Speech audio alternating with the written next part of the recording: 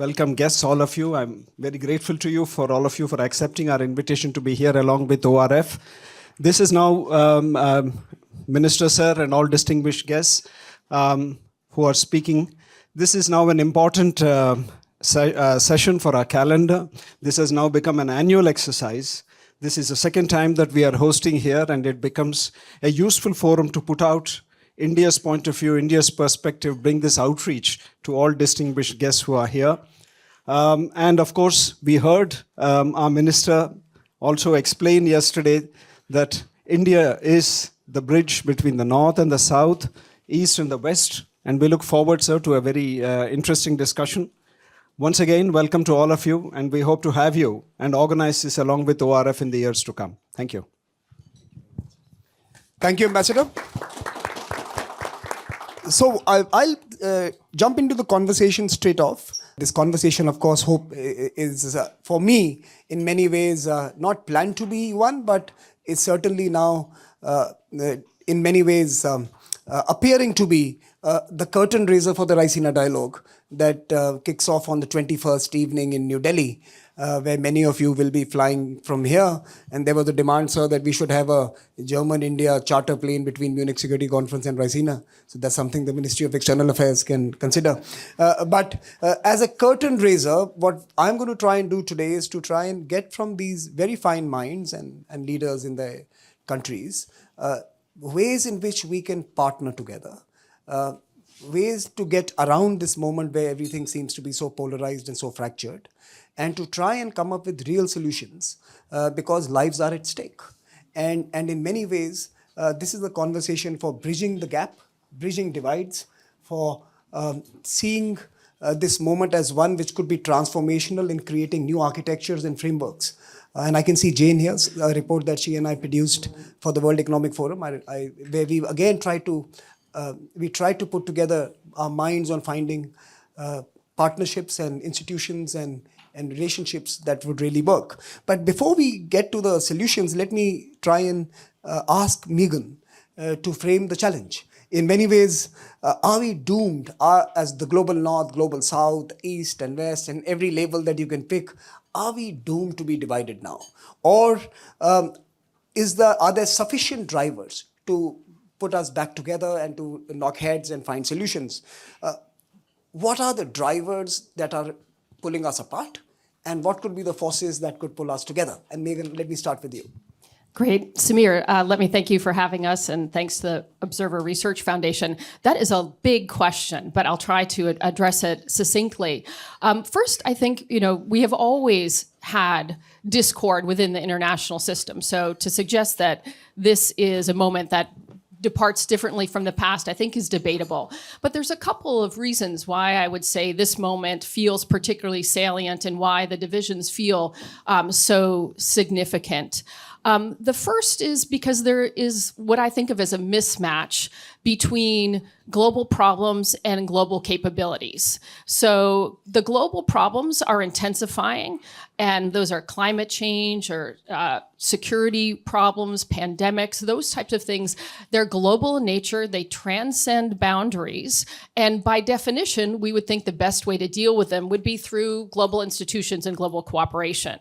But the mismatch is we increasingly are faced with those kinds of problems, yet our global institutions aren't working so well because the big factor in the international system is really great power competition. So we've got great power competition, which is undermining the effectiveness of our institutions, our global institutions, but we have global problems.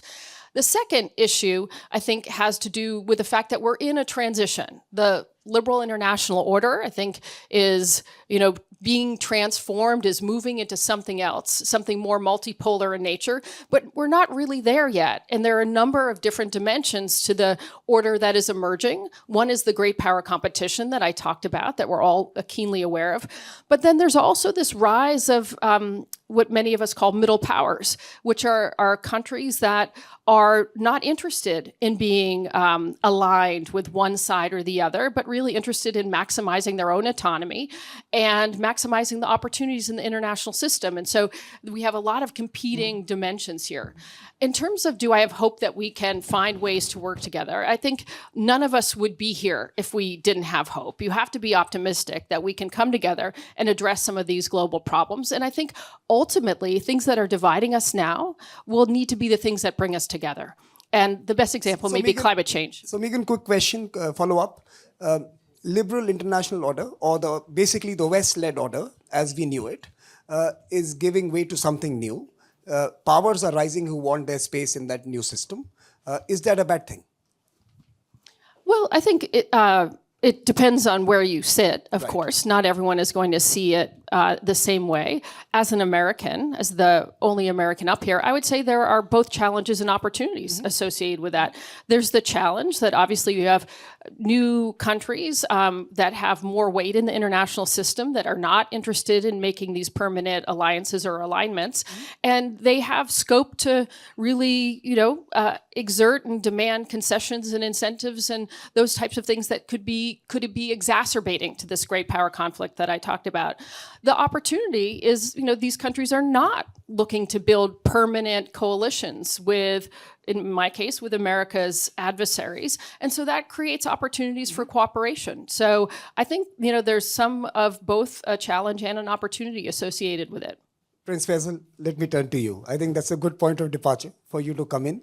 Rise of new powers. I'm sure many of them may not want to be referred to as middle powers. But say the rise of new powers, and what does that do to the international system? What does that do to your region? I'll agree with Meghan, it offers challenges, but I think it offers significantly more opportunities because it means that you have more countries, first of all, that are growing economically, so that are contributing to the economic well-being of the global community of nations, but you also have countries that are growing in capacity and ability to help manage the security affairs of their immediate abroad, as long as you include them, as long as you make them part of this new multipolar system. As as long as we develop a fair playing field for everyone, you have then a network of capable countries that can contribute to a much more stable, much more secure, much more prosperous future. As an example, this is something we are trying to do, with Vision 2030, which is not just about our own economic development, but very much setting an example for the region towards a much better future focused on cooperation, development, and security. So I think the opportunities certainly far outweigh the challenges, as long as I think we work on accepting that that's the reality that we're moving into. Prince, I want to also ask you a follow-up. There is a big question mark on what is the strength of the coalition of these new middle powers that seem to be cooperating and coordinating on a number of issues. What binds them? People use the term global south, for example, but is there a rule book for the global south? Is there articles of association for the global south? What constitutes the global south? It's hard to say what constitutes the global south, because that's something that's changing very much. And, even calling it the global south, I think, is a term that many countries reject, because there are countries that are not part of the south that are also seeing themselves in that coalition. And I think what binds them is a real belief that they can make their own way, that they don't need to be dependent on one party or other in the world in order to forge a better future for themselves and their neighbors. And through that, they are developing mechanisms of cooperation with each other and, of course, with their traditional partners for the kingdom. For instance, we're working very closely with the US. We're also working with China. We're working with India. But we are looking for our own path to a secure future, to a stable future, to our place within the global system, especially in regards to economic growth. And I think, again, that will offer significant opportunities, especially in meeting many of the challenges. Climate change is one of them, but there are many others that working together with a multitude of ideas, and approaches that will, I think, contribute to a much, much more inclusive future for everyone. Vice President Vestager, let me turn to you. Some would argue that technology domain generally has been peak globalization. It's where all of us were connected at speeds and scale as never before.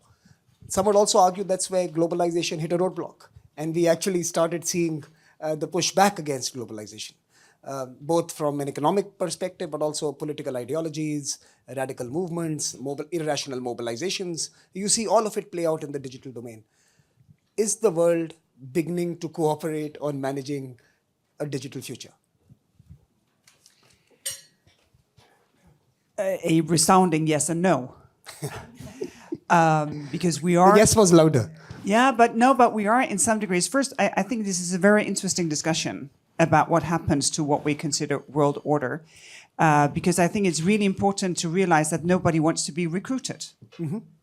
Everyone wants to forge their own way, while at the same time also realizing that everybody needs someone else in order to be able to deliver. There's no way that we can deliver fighting climate change without everyone on board.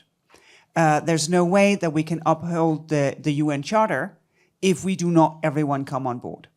So I think, for me, it's a positive that we are moving into a different direction. And I think also when it comes to technology, there are different ways, but they are, to some degree, technology is still a great equalizer. We can achieve amazing things. I think India is the prime example of that. What has been achieved with the Aadhaar system, both during the pandemic, but definitely before, with identity, with monetary transfers, with the digitization of services from the Indian state. I think that shows the potential of providing public services where it would otherwise not be possible. And if we insist on enabling people to connect, and here we have a real digital divide, we have a lot of work ahead of us to enable people to get the benefits of connectivity, then I think we can make a big push for every country in coalition with others to forge a better past. Of course, the underlying condition here, and that is the now, is that we need to get better at harnessing the negative side of technology. They are many and they are obvious, but the potential in doing so is enormous. Because if you trust technology, if you trust that when a government uses technology, it is for you good, you're not being misused, you're not the product, your data is safe, then the uptake is much, much faster. And here, I think globally we have taken steps. They're not sufficient yet.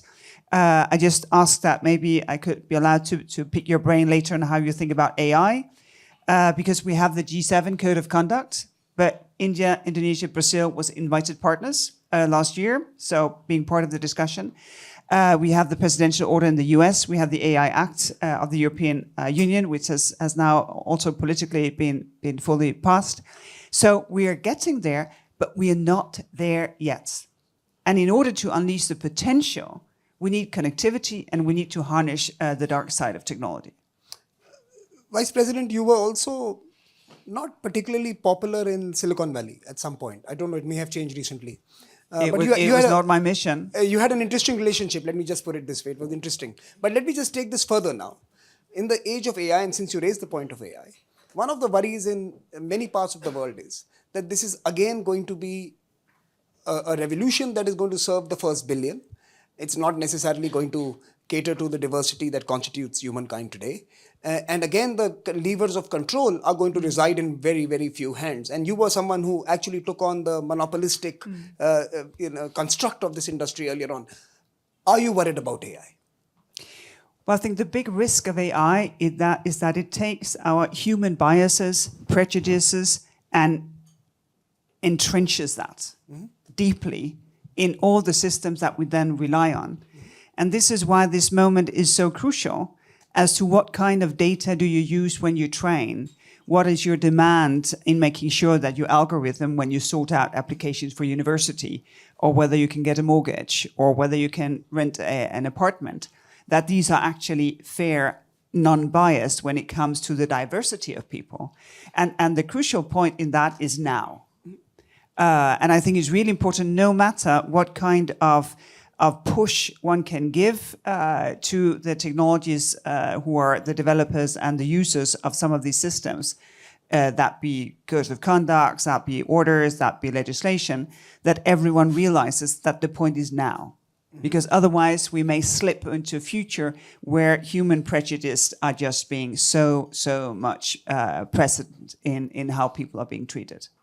And I'll just come back to you later, but I want you to think about how do labs that churn out these fantastic new innovations get a sense and context of countries in Africa and Asia, and how does innovation respond to that? I'll come back to you on that in a way of a solutions framework. Prime Minister Harper, let me turn to you. In many ways, you epitomized the Atlantic order, the liberal order that Meghan was referring to. You had you as one of the tallest leaders at that particular moment. What went wrong?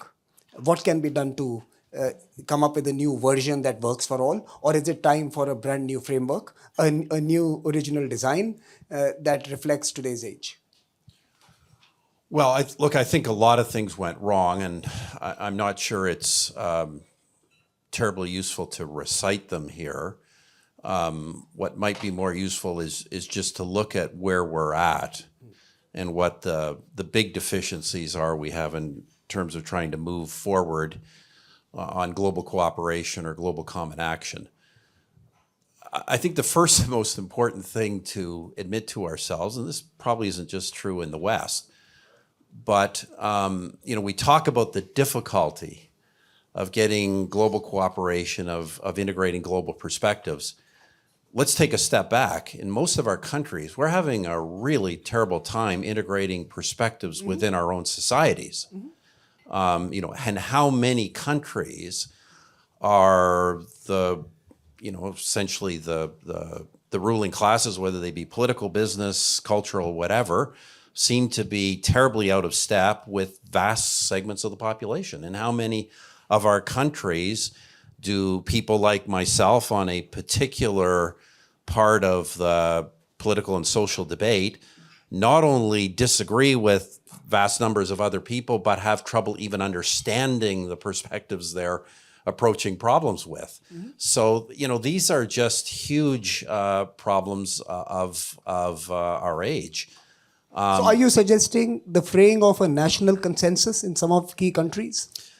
Well, look, I'll tell you what I'm suggesting first and foremost, and this is my experience with the global order and international institutions. People talk about how these institutions can be more effective, collaborate better, et cetera. My own experience has been that the best global institutions do not function well without really determined sovereign state leadership and cooperation at the top. In the absence of that, they almost always fail. I give two big examples from my time in public life. I was there during the global financial crisis, and I watched how the then administration of the United States, regardless of what implications it may have had in the causes of the crisis, took the leadership in dealing with it, and to what degree we acted with a global consensus across fiscal questions, monetary questions, international financial regulation, et cetera. Then I looked, I guess I was no longer prime minister, but certainly around the public realm during the pandemic.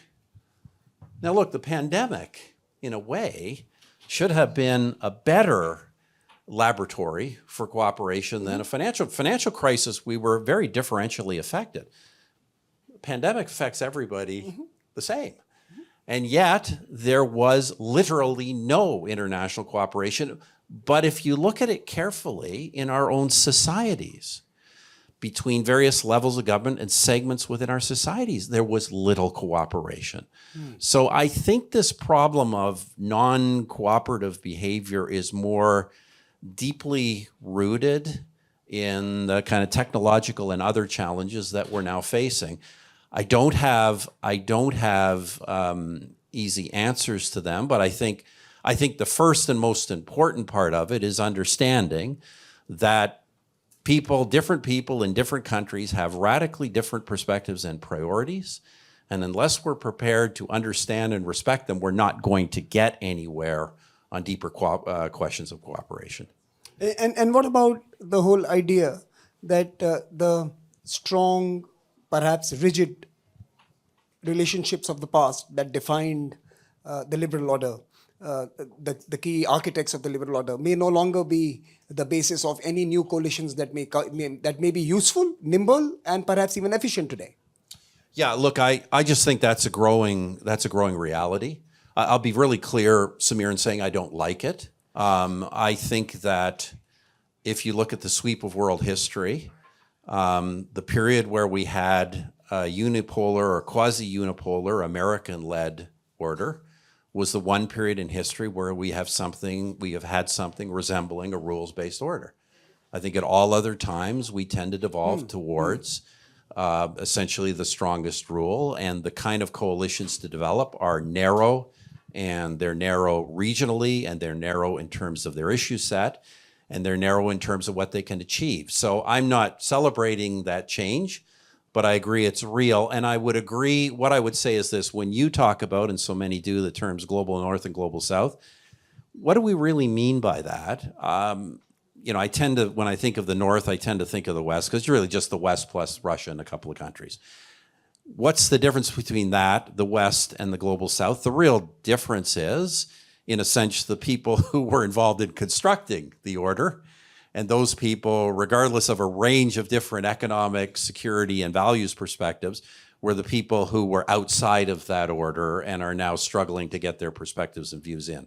As I say, I don't think we're going to find it in the absence of a single, reasonably benevolent world leadership. I don't think we're going to find it very easy to reconstruct a new order, but that is a reality we're now seized with.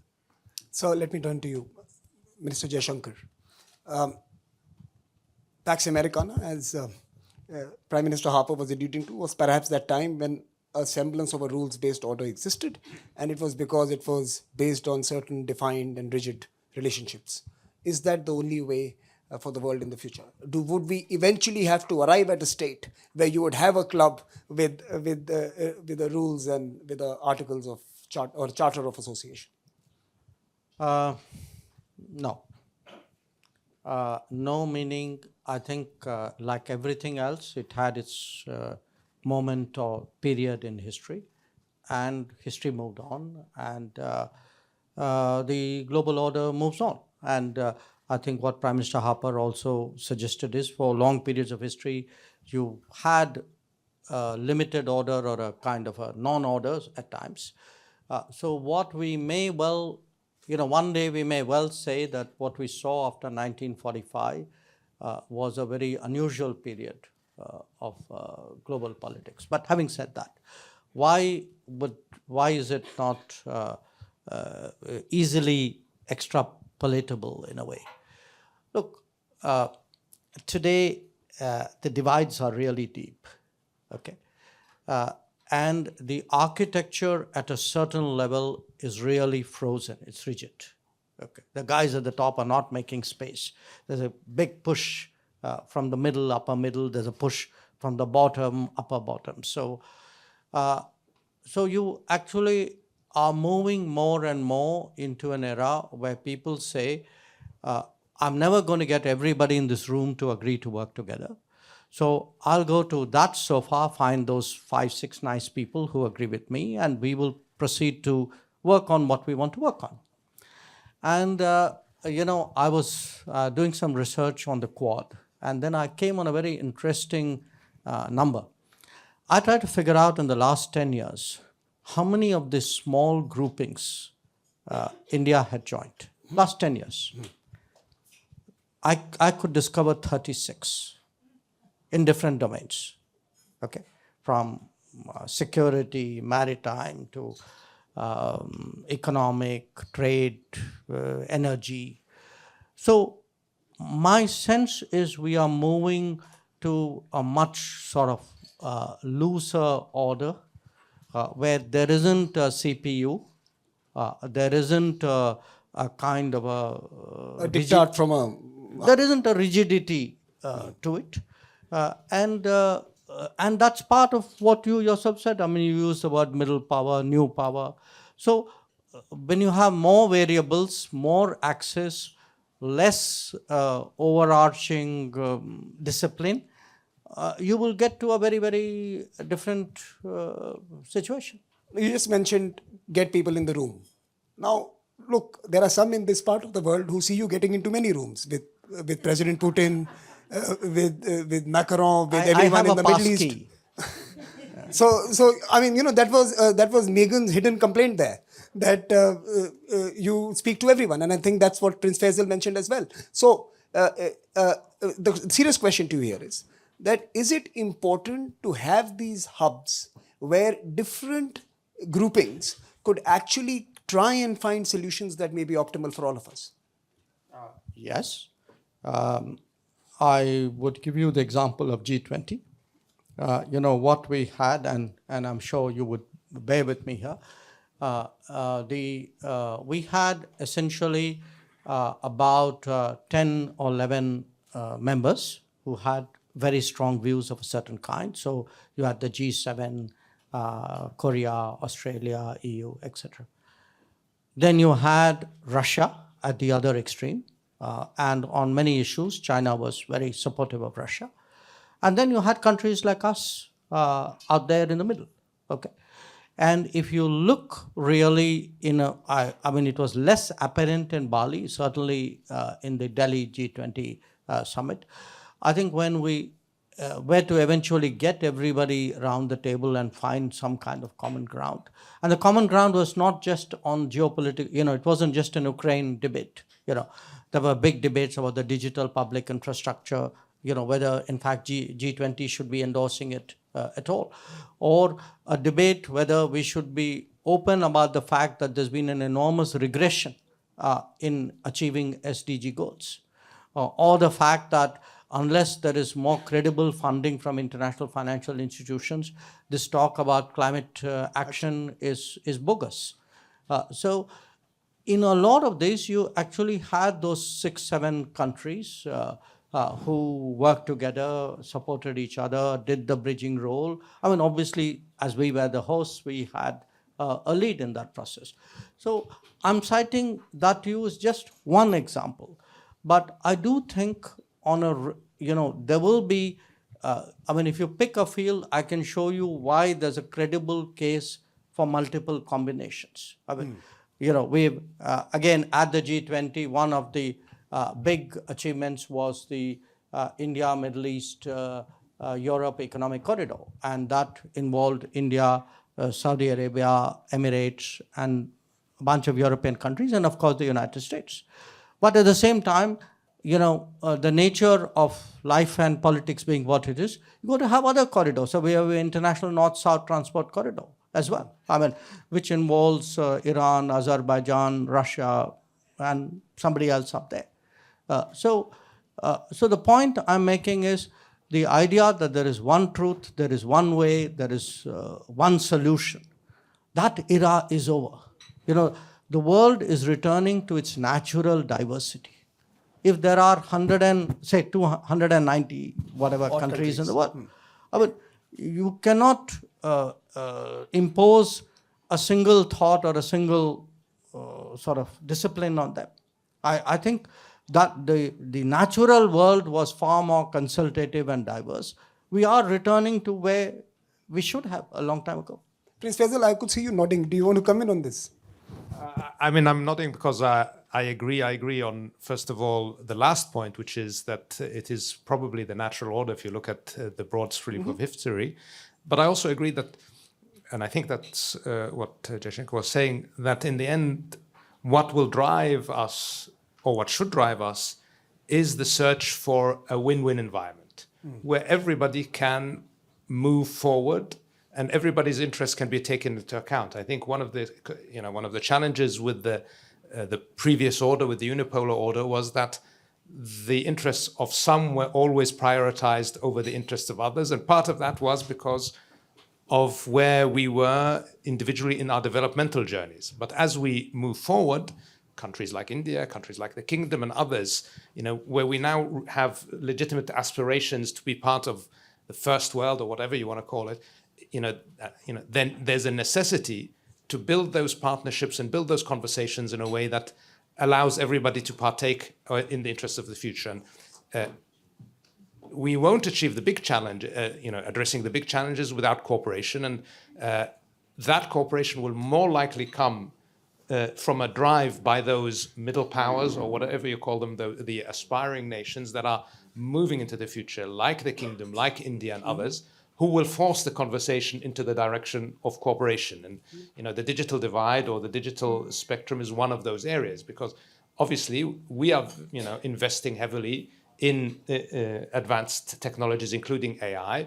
And we are very, very interested in making sure that the conversation goes in a direction where there's an equal playing field, where we avoid that eventuality that you alluded to, that there is a capture through regulatory frameworks or other mechanisms in certain spaces. So I think for the vast majority of the population of the planet, this new dynamic actually will end up being beneficial because it will be a leveler and make sure that prosperity goes in a more equal way throughout the world. Thank you, Prince Faisal. But let me remind you that you are also noticed in many rooms. I'm just telling you, like the foreign minister here. Ms. Vestager, you wanted to come in. I could see you. No, it's just, the thing that worries me about this talk about the natural order is that in the natural order, the strongest always win. So I would ask for a more sort of cultural order.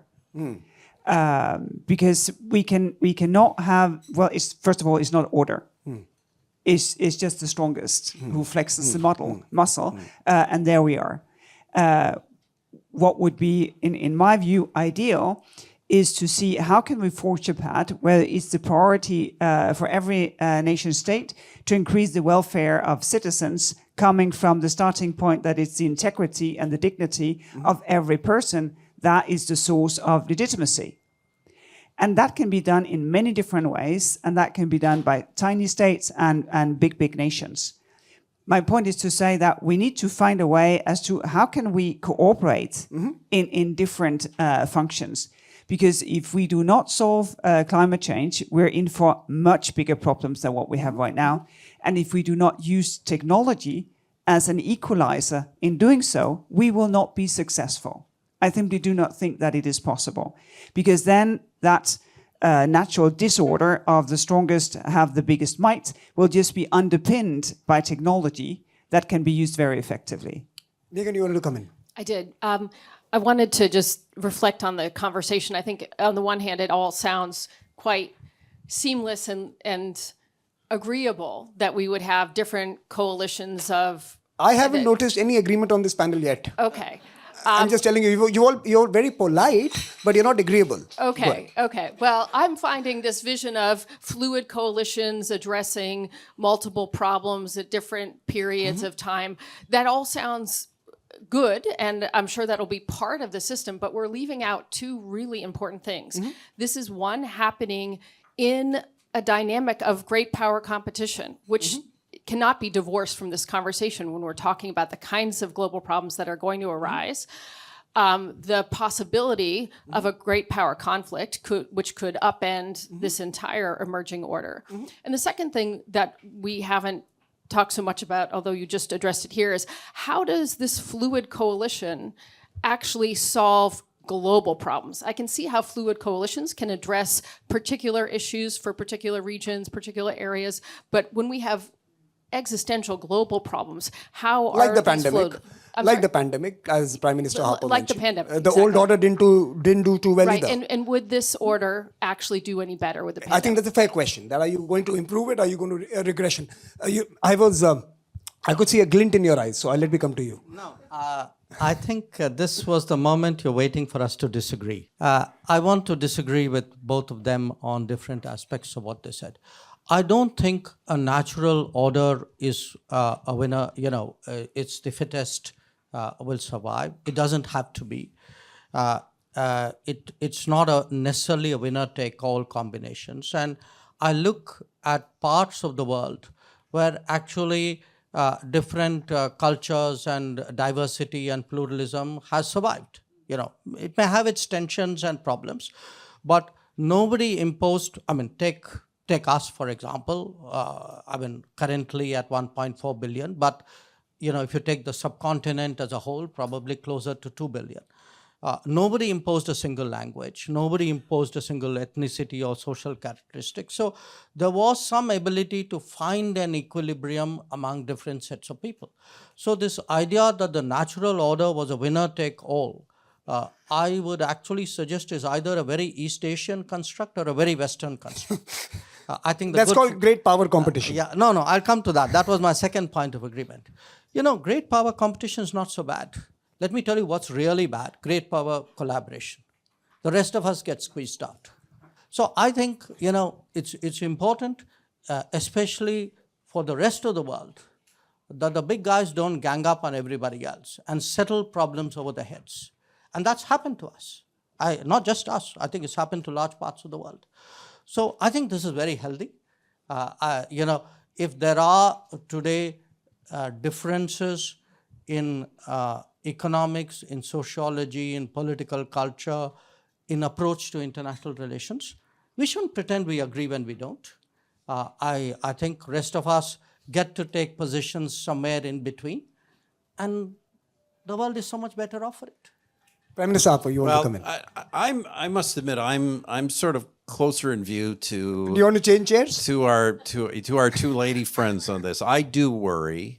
I think it's a reality, but I do worry that this, so-called natural order we're returning to will be inevitably more chaotic, more unfair, and less collaborative than we would like. And in that kind of an order, multiple realities can exist at the same time. Let me just, let's jump back into history, because we talk about the unipolar world as being an aberration. Let's talk about a period we think about as a relatively stable kind of natural order, or what you want to call it, great power collaboration. And I think about the period between the end of the Napoleonic Wars and World War I, possible exception of the Franco-Prussian War, a period of where the major powers of the world largely avoided catastrophic conflict.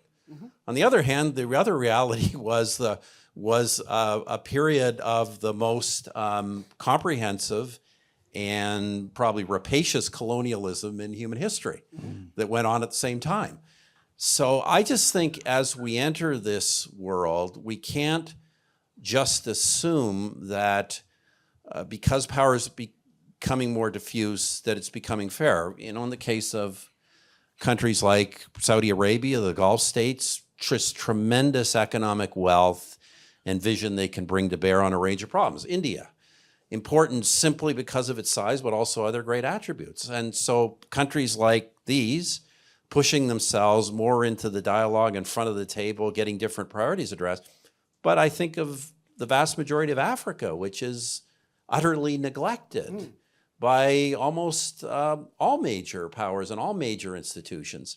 So we're really going to have to, if we really want this kind of more complex order to be fair and collaborative, we're going to have to make real efforts to make it so. Prince Faisal. I think one thing that history probably teaches us is nothing is perfect and nothing is entirely right or entirely wrong. And all systems have their deficiencies. It's up to us to make them work. So if we are moving into a multipolar order or a more diffuse order, it will be a responsibility for all of us to make sure that it serves the interests of all. And that will be up to us. But the challenges of a unipolar order are significant, were already explained, so I won't have to go into them. And when it goes to something like Africa, as an example, Africa was very much ignored for the last 30, 40 years. But if you look at what we in the kingdom, for instance, are doing, and even what's happening between India and Africa, between the middle powers of the world and their outreach to Africa and their investment in Africa, it's quite significant. And we are coming at it without the colonial baggage, but also without an agenda.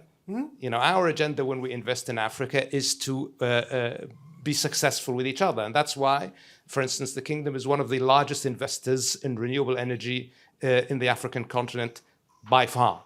well beyond what all of those countries that have stated a strong commitment to tackling climate change have done. And when we had the Paris Agreement and this commitment to $100 billion never came up. We made a decision to do on a business basis what everybody failed to do, because we believe that a transition into this new energy future needs to be uniform and needs to be everywhere. So again, I think that we understand better the challenges and the needs of our community, and that's why we will work to make sure that the deficiencies are addressed, and they are addressed collaboratively.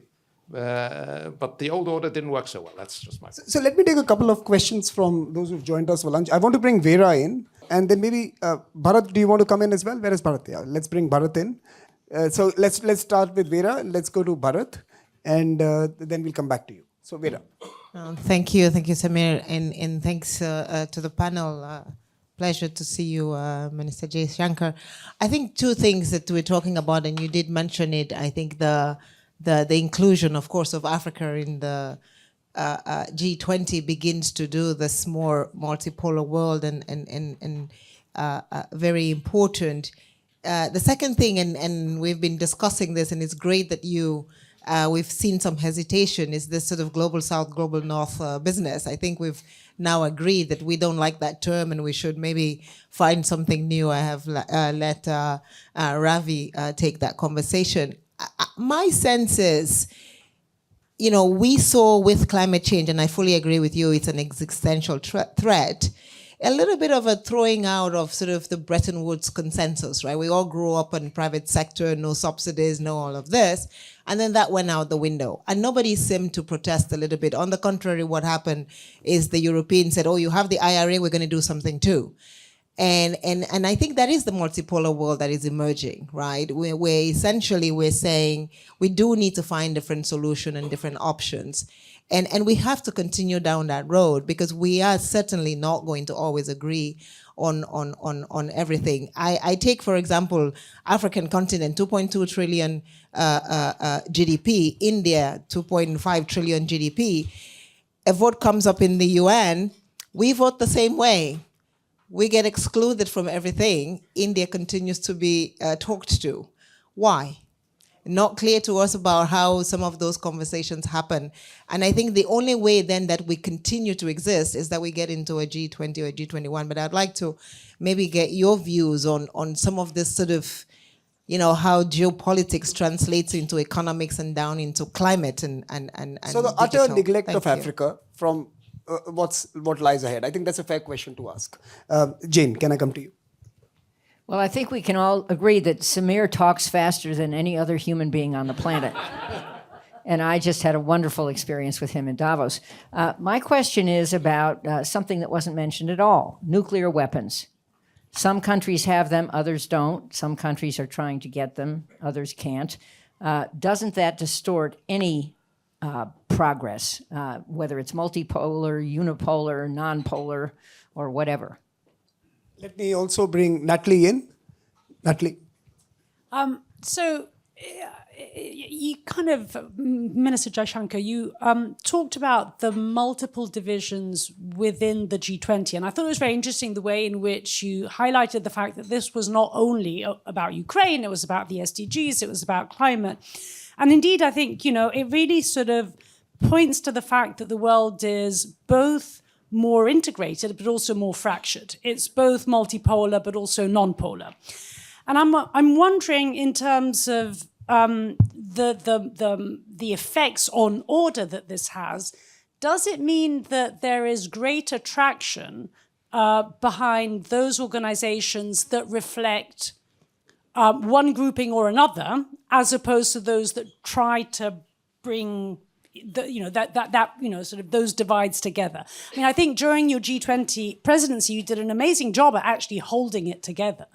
But it is very clear, on the other hand, that it seems that there are other groupings, whether it's the Quad, whether it's the BRICS, whether it's the G7, that reflect, in a sense, a certain cohesion that really seem to have more, in a sense, wind behind their sails. Lydia, you want to come in? Short and sharp. It was just a question regarding the American perspective, which I'm quite familiar with. I wonder if perhaps we don't think about the fourth industrial revolution and how that changes everything. And so I'd like to put the question back to say perhaps it's a bit arrogant to continue to imagine the world through great power competition when we've moved forward. Thank you. And the final question, and then I'll come back to the panelists. I hope some of you are taking notes because I have forgotten all of them. Thank you very much. My name is Bharat Ramanan, and I'm Director for Geopolitical Analysis at DP World. Minister Jaishankar, I just wanted to ask you, what role can India play in bridging this divide between the global south and the north? And if you don't mind peppering your answer with examples from your fascinating book, which I recommend everybody buy. I didn't ask him to say that. Look, let me make a pitch for Raisina. We are going to have a big discussion around his book at the end of Raisina Dialogue. So those of you who can catch a flight and come to Delhi, we'll discuss his book. But we'll still give you a chance to respond briefly to a rather expansive question asked. But let me, as we close this panel, and I'm going to come to you for your final comments at this stage, let me ask you all again, that as we started, I asked you, can we come up with some tangible next steps to work together better, to make it better? And what could be one or two easy things to do as we look to use this moment and shape a new framework for the future, rather than despair in what's already withered away, and to see this as the beginning rather than Armageddon. For us, it's the rebirth and the restart of a new order, and use it as that moment. What could be one or two practical advice from your vantage points on the world should be thinking about to make it happen? So let me start with you, Meghan. We started with you. Let me come to you also for the final. Sure. Thank you. So let me respond to a couple of things that were saying. Go ahead. So first on this, isn't it arrogant to assume the world through the eyes of great power competition when we've moved beyond that? I would just say, I started out the panel by saying I saw two big dynamics in the international system. One was great power competition. The other was this rise of these middle powers. I think I would love a world where we've risen beyond great power competition, but I think the facts don't suggest we are there. And the reality is that it does affect everyone else. And I think we need to be acutely aware of that, both in terms of how we conduct this great power competition and the stakes at hand. And I'll just give an example by referring to what Vera said about the Inflation Reduction Act. So the Inflation Reduction Act, which is oddly named, but is the biggest piece of American climate legislation ever made, that was a product of great power competition. Mm-hmm. I mean, that would have never happened in the absence of the United States and China being deeply, deeply competitive with one another. I told you it was a good thing. Well, it can be a good thing. It's competition and not conflict, right? And the question is how to thread that needle. So I think that it would be naive to think that we've moved to a period where that's no longer a dynamic. And as an American or as anyone, I think not taking some responsibility for that and acknowledging it, and it would be misleading. Just on what we can do, you said a few easy things. I'm going to pretend I didn't hear. I'll do one non-easy thing, but one that could be effective. I do think there is an imperative and an opportunity for how we work together, whatever names we want to give, global north, global south, on climate change, particularly when it comes to the developing world. And when we talk about climate finance, and this has come up on a couple of occasions in this panel, that working to figure out collectively, collaboratively, how the global south can actually develop in a way that it becomes part of the clean energy supply chains, rather than just, we want to provide more climate finance so you can buy more products from Europe and the West. This is more, how can we invest in these countries so that they can develop in a way. The green transitions. Yeah. So IRA for the world. Let's think about that. Prime Minister Harper. I'm not sure I have a really quick answer to... Any responses? Africa? Yeah, I do.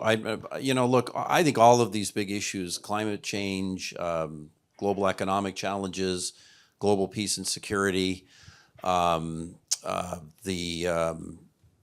the retreat of democracy, the dysfunction within democratic societies, I think these are all huge things.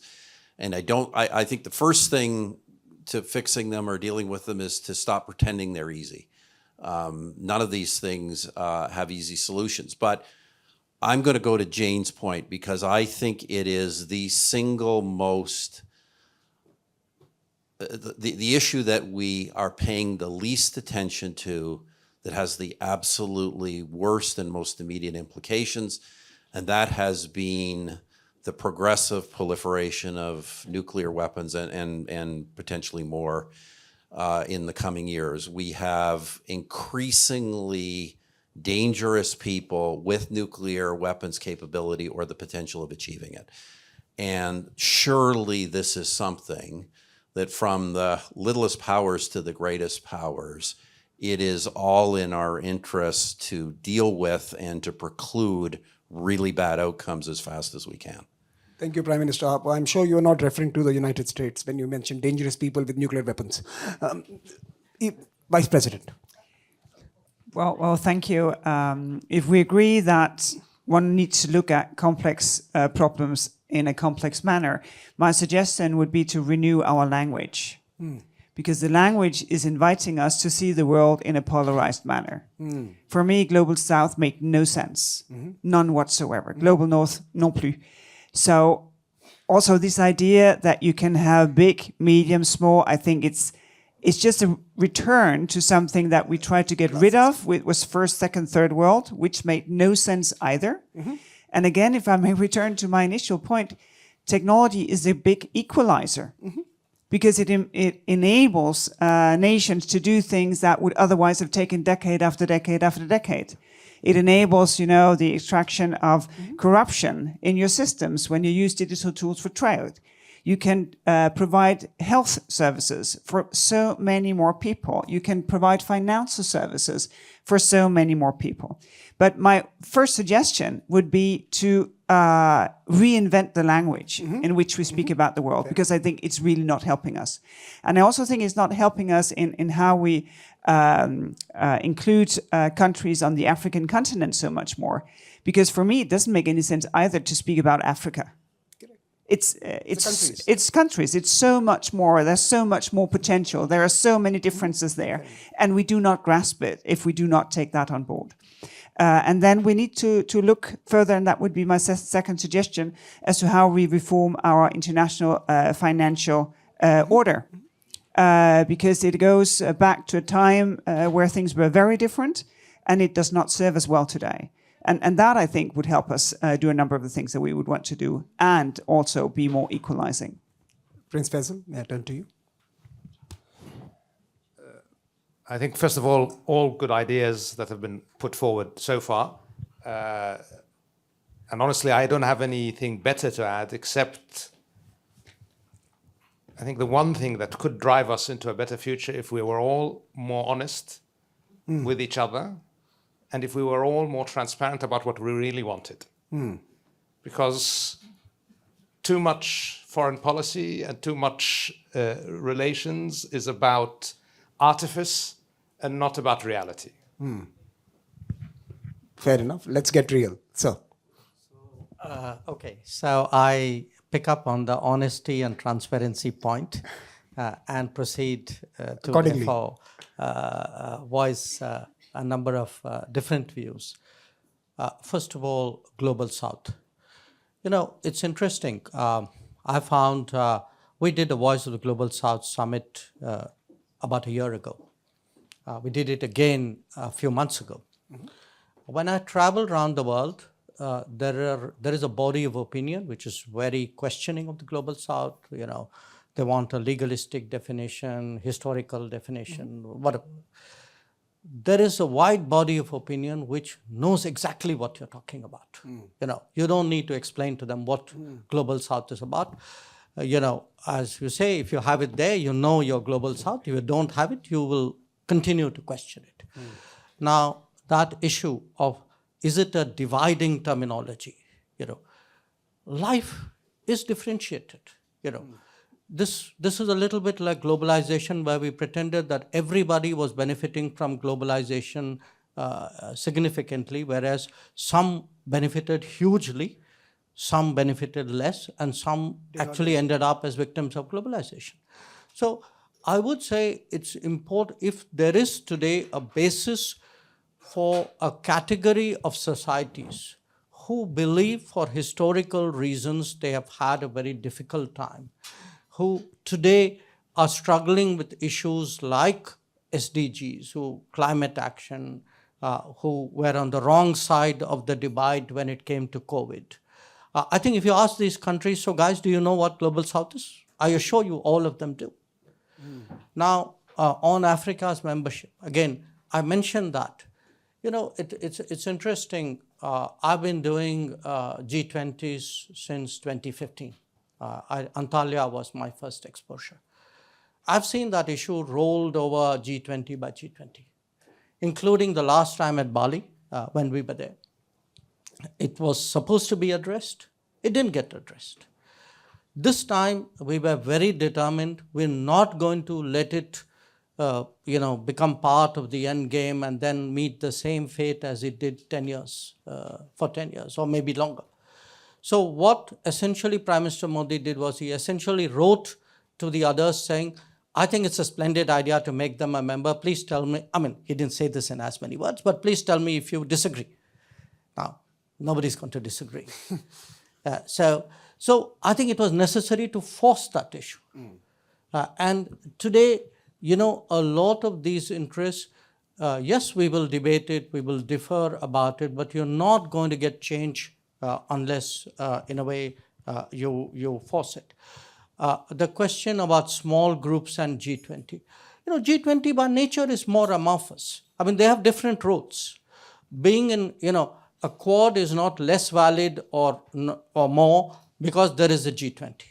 Quad has a purpose, G20 has a purpose, some other groups have their purpose. So it is a world of multiple realities and multiple purposes. Sir, when you are part of 36 small groups, every morning do you get a charter of each of them that this is what we... I'm just asking, like... You play by instinct. No, but let me come to the nuclear issue. You know, it's interesting you asked that question. About 45 years ago, I did a PhD on broadly this subject. And I'll tell you a very interesting thing. 45 years ago, who were the nuclear concerns? You know, look back at the literature of the 1960s and 70s.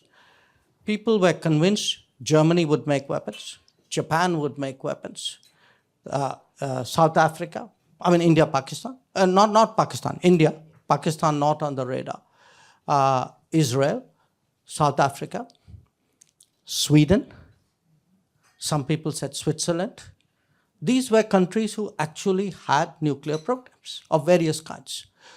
Now, it's very interesting when we think of proliferation, we put it in a box by itself. One of the reasons why there has been proliferation is the US particularly, but the Soviet Union as well. They dissuaded many countries from exercising the nuclear option through political incentives. So what we today describe as a breakdown of the non-proliferation order is actually a breakdown of the political accompaniment.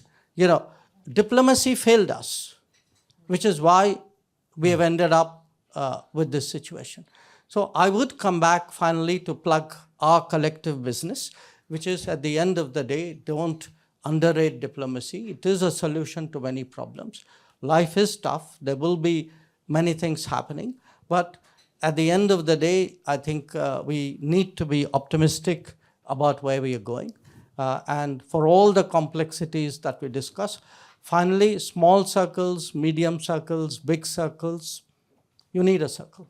Circles are important. The size can continue to expand as challenges emerge. But thank you very much for your interventions. Please join me in applauding this wonderful panel for their time this afternoon. And I hope to see many of you in Delhi next week. So safe travels.